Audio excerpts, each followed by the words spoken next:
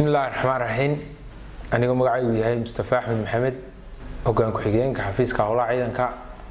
haddii aan warbixin idinka siiyo howlaha shaqo ama qeexis aan ku sameeyo shaqada uu qabto xafiiska howlaha ciidanku horta dhammaan waxa hoos yimaada dhammaan waaxaha ciidanka degmada qaranka Jamhuuriyadda Somaliland ama ciidan weynaha sidoo kale shaqooyinkiisa waxa kamid ah kowka oo xulashada xubnaha cusub ee ciidanka degmada qaranka taas oo aan ku qaadano shuruudo tan shuruudaha hoos ugu daadego waxa kamid ah inuu qofku soo codsanaya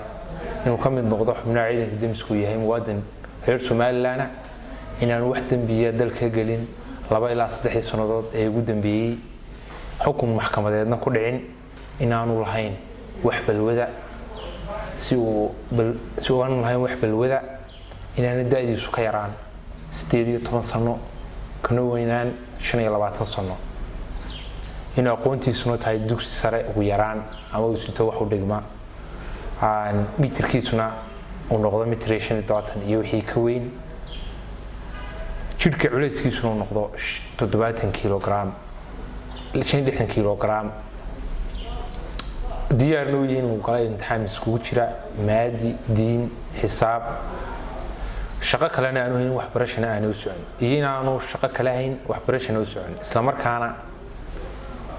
uu yahay qof u diyaar ah inuu ka mid noqdo xulashada ciidanka degmada taas oo aan ka qaadnay interview ugu horeeya haddaan taa ka gudbo shaqooyinka kale xafiiskana qabto waxa kamid ah hubinta xilalka iyo gunooyinka taas oo xafiiska howlaha ciidanku talooyin ka dhiibto oo roolkiisana tahay iyo xaqsiinta ciidanka iyo howlgabka waxa kaloo kamid ah shaqooyinka xafiiska howlaha ciidanku qabto fasaxyada iyo abaalmarinada haddaan taa ugu daadego fasaxyada waa mid waa fasax sanadeed midna waa fasax duruuf oo qofka ciidanka ku timaada abaalmarinooyinku waa waxaan kala simanay dhammaan ciidamada oo ay kamid tahay amaan caadi ah oo afka qofka laga siiyo waxa kamid ah abaalgud lacageed oo lagu abaalmariyo askarigaasi shaqada wanaagsan qabtay waxa kaloo kamid ah amaan golo joog waxa kaloo kamid ah abaalgud qiimeyn hawleeda lagu sameeyo waxa kamid ah bilaad sharaf ama bilaad geesi waxa kaloo kamid ah dalcaad abaalmarin gaar ahaaneed iyo sidoo kale waxaan siinaa fasax abaalgudba taa haddaan ka gudbo xafiiska howlaha ciidanku waxa kaloo roolka shaqooyinkiisa kamid ah anshax marinta la dagaalanka shaqo xumada habsanka iyo maqnaanshaha taas oo haddii aanu ciidanka degmada qaranka Jamhuuriyadda Somaliland ee aragtaan in ay bulshada u adeegaan sida quruxda badan ee ay ugu adeegaan ay kow ka tahay